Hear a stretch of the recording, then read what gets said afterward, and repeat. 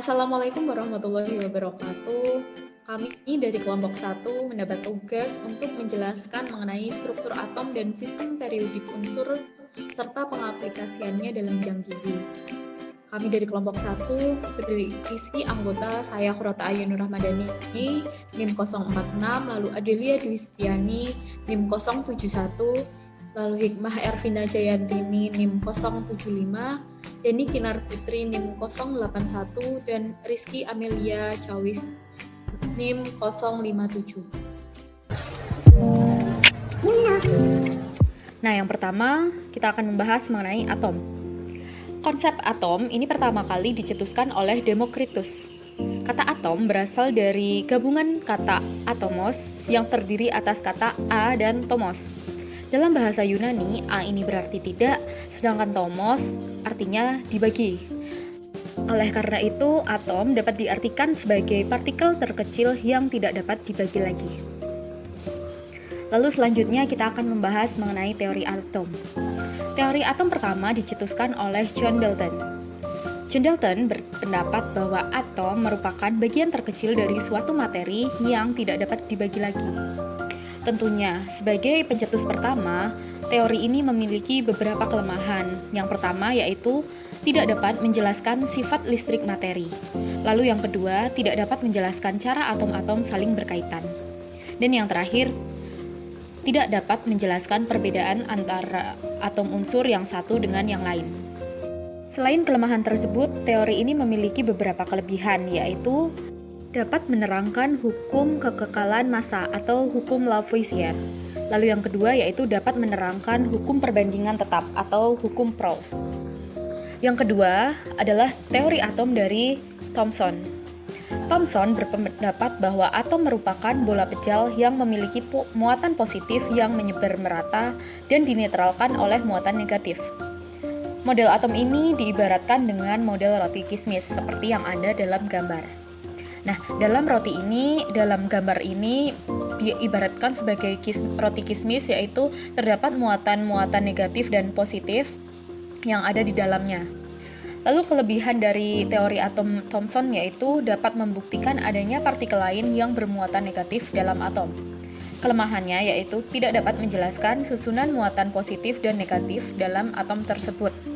Teori ini hanya menjelaskan bahwa dalam atom terdapat muatan negatif, namun tidak dijelaskan bagaimana penempatan muatan positif ini berada. Selanjutnya ada teori atom Rutherford. Rutherford dan Ernest Marsden mempelajari struktur dalam sebuah atom. Mereka bereksperimen dengan menembakkan sinar alfa dengan lempeng emas tipis dengan ketebalan 0,00004 cm. Teori ini memiliki kelebihan, yaitu dapat membuat hipotesis bahwa atom tersusun dari inti atom dan elektron yang mengelilingi inti. Namun, teori ini memiliki kelemahan, yaitu tidak dapat menjelaskan mengapa elektron tidak jatuh ke dalam inti atom. Selanjutnya, ada pula teori atom Bohr. Bohr berpendapat bahwa atom adalah inti bermuatan positif yang dikelilingi elektron bermuatan negatif yang hanya melintasi lintasan-lintasan tertentu. Pada lintasan-lintasan tersebut, elektron tidak menyerap atau memancarkan radiasi atau energi. Teori ini memiliki beberapa kelebihan, yaitu dapat meramalkan garis-garis dalam spektrum atom hidrogen. Yang kedua, jika atom-atom dieksitasi diletakkan pada medan magnet, maka timbul garis-garis halus. Namun, teori Bohr memiliki beberapa kelemahan, yaitu hanya mampu menjelaskan spektrum atom hidrogen dan tidak dapat menjelaskan spektrum atom dengan jumlah elektron yang lebih banyak. Yang kedua, kulit elektron yang mengelilingi inti berbentuk elips bukan lingkaran. Dan yang ketiga, Bohr berpendapat bahwa elektron hanya sebagai partikel, bukan sebagai partikel dan gelombang. Selanjutnya ada teori mekanika kuantum. Teori mekanika kuantum ini memiliki 3 poin. Yang pertama, elektron bergerak seperti gelombang. Kedua, kedudukan elektron di sekitar inti tidak bisa ditemukan secara pasti. Dan yang terakhir, posisi elektron adalah peluang di mana suatu elektron menemukan tiap-tiap titik di dalam ruang sekitar inti. Nah, ada yang disebut bilangan kuantum dan juga bentuk orbital. Yang pertama, bilangan kuantum utama yang mana menunjukkan kulit atomnya, bilangan kuantum azimut yang menunjukkan suku kulitnya, bilangan kuantum magnet yang menunjukkan orientasi orbitalnya, serta bilangan kuantum spin yang menunjukkan perputaran elektron atau rotasinya. Nah, ini adalah contoh dari bilangan kuantum. Selanjutnya, masuk ke struktur atom. Sudah dijelaskan di awal bahwasannya struktur atom terdiri dari proton, elektron, dan juga neutron, yang mana semua ini ada di dalam segala bentuk zat, baik itu padat, cair, maupun gas. Nah, pertama, elektron ditemukan di percobaan yang dilakukan oleh Crookes dengan menggunakan tabung sinar katode atau CRT yang menghasilkan sinar mengalir dari kutub negatif ke kutub positif, yang mana menunjukkan bahwa sinar bermuatan negatif. Selanjutnya, proton ditemukan oleh percobaan yang dilakukan Goldstein dengan alat yang juga mirip dengan tabung Crookes atau CRT. Terakhir, neutron ditemukan oleh James Chadwick pada tahun 1932, yaitu melalui percobaan dengan menembakkan inti berilium dengan sinar alfa yang rupanya menghasilkan partikel tak bermuatan atau netral. Nah, berikutnya ada tanda atom atau biasa kita bilang notasi. Nah, notasi itu adalah cara penulisan subatom dalam atom. Seperti ini. Jadi ada A, X, dan Z.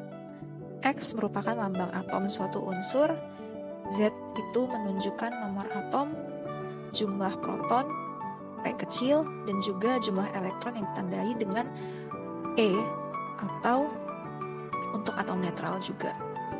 Lalu A ini menunjukkan nomor massa dan juga jumlah proton, ditambah jumlah neutron. Selanjutnya ada perbedaan antara isotop, isobar, isoton, dan juga isoelektron. Isotop adalah keadaan di mana atom mempunyai nomor atom yang sama atau jumlah proton sama, tapi nomor massanya berbeda. Misalnya, jumlah proton pada atom klorin ini sama-sama 17, tapi nomor massanya berbeda. Kedua, isobar. Isobar adalah atom yang nomor atomnya berbeda, tapi nomor massanya sama. Nah, misalnya ini. Dua atomnya berbeda, yang satunya natrium, yang satunya magnesium. Tapi nomor massanya sama, yaitu 24. Kemudian ada isoton. Isoton adalah atom dari unsur yang berbeda, tapi punya jumlah neutron yang sama. Lalu yang terakhir ada isoelektron, di mana atom-atom dari unsur yang berbeda memiliki jumlah elektron yang sama. Misalnya, jumlah protonnya yang sebelah kiri 8, yang sebelah kanan 10, sementara jumlah elektronnya juga sama-sama 10. Selanjutnya adalah perkembangan sistem periodik unsur. Yang pertama, pengelompokan unsur menurut Lavoisier. Lavoisier pada tahun 1789 mengelompokkan 33 unsur kimia. Pengelompokan unsur tersebut berdasarkan sifat kimianya. Unsur-unsur kimia dibagi menjadi 4 kelompok, yaitu gas, tanah, logam, dan non-logam. Pengelompokan ini masih terlalu umum karena ternyata dalam pengelompokan unsur logam masih terdapat berbagai unsur yang memiliki sifat berbeda. Yang kedua, pengelompokan unsur menurut de Beriner. Pada tahun 1829, de Beriner mempelajari sifat-sifat beberapa unsur yang sudah diketahui pada saat itu. De Beriner memiliki adanya kemiripan sifat di antara beberapa unsur, lalu mengelompokkan unsur-unsur tersebut menurut kemiripan sifatnya. Ternyata tiap kelompok terdiri dari 3 unsur sehingga disebut dengan triad. Apabila unsur-unsur dalam satu triad disusun berdasarkan kesamaan sifatnya dan diurutkan massa atomnya, maka unsur kedua merupakan rata-rata dari sifat dan massa atom dari unsur pertama dan ketiga. Lalu yang ketiga, pengelompokan unsur menurut John Newlands. Pada tahun 1864, John Newlands merupakan orang pertama yang mengelompokkan unsur-unsur berdasarkan kenaikan massa atom relatif. Newlands mengumumkan penemuannya yang disebut dengan hukum oktav. Ia menyatakan bahwa sifat-sifat unsur berubah secara teratur. Unsur pertama mirip dengan ke-8, unsur kedua mirip dengan ke-9, dan seterusnya. Daftar unsur disusun oleh Newlands berdasarkan hukum oktav didasarkan pada tabel di bawah ini. Disebut hukum oktav karena beliau mendapati bahwa sifat-sifat yang sama berulang pada setiap unsur ke-8 dalam susunan selanjutnya dan pola ini menyerupai oktav musik. Lalu sistem periodik Mendeleev. Pada tahun 1869, tabel sistem periodik mulai disusun. Tabel sistem periodik ini merupakan hasil karya dua ilmuwan, yaitu Mendeleev dan Lothar Meyer. Mereka berkarya secara terpisah dan menghasilkan tabel yang serupa pada waktu yang hampir bersamaan. Mendeleev menyajikan hasil kerjanya pada Himpunan Kimia Rusia pada tahun 1869 dan tabel periodik Meyer baru muncul pada bulan Desember 1869. Mendeleev yang pertama kali mengembangkan tabel sistem periodik, maka ia dianggap sebagai penemu tabel sistem periodik yang sering disebut juga sebagai sistem periodik unsur pendek. Sistem periodik Mendeleev disusun berdasarkan kenaikan massa atom dan kemiripan sifat. Yang terakhir yaitu sistem periodik modern. Pada tahun 1914, Henry Moseley menemukan bahwa urutan unsur dalam tabel periodik sesuai dengan kenaikan nomor atom unsur. Moseley berhasil menemukan kesalahan dalam tabel periodik Mendeleev, sehingga sistem periodik modern ini bisa dikatakan sebagai penyempurna sistem periodik Mendeleev.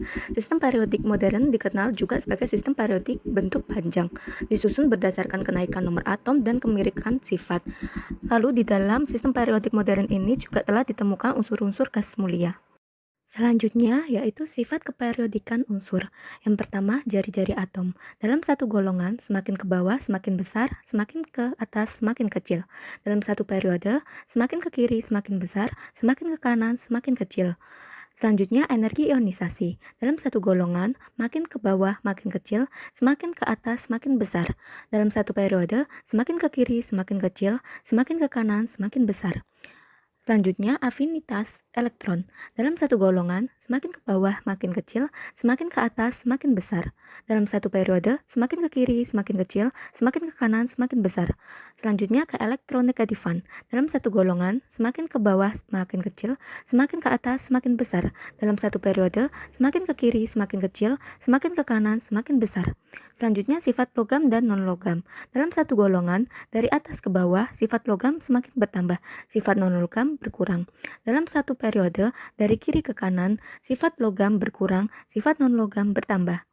Selanjutnya, kereaktifan atau reaktivitas. Dalam satu periode, dari kiri ke kanan, kereaktifan menurun, kemudian bertambah sampai pada golongan 7A dan golongan 8A, merupakan golongan tidak reaktif atau stabil. Lalu yang terakhir, titik didih dan titik leleh. Dalam satu golongan, dari atas ke bawah semakin besar.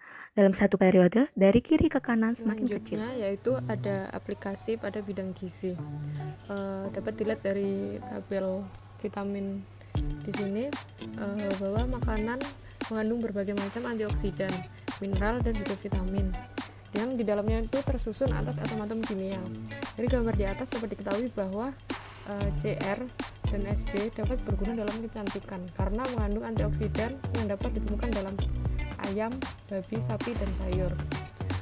Kemudian AC, PB, A, dan B7 merupakan sumber vitamin yang juga dapat berguna dalam kecantikan dan dapat ditemukan pada sayur, hati, gandum, susu, telur, dan ikan. Kemudian salah satu mineral yang berguna dalam kecantikan yaitu adalah Zn, di mana Zn ini dapat ditemukan dalam ikan dan daging sapi. Kemudian ada Ta, Gp, Gu, Dh, Lu, Ze, dan Cc merupakan antioksidan yang dibutuhkan oleh tubuh dan dapat ditemukan dalam telur, ikan, sapi, buah, sayur, rempah-rempah, dan pil.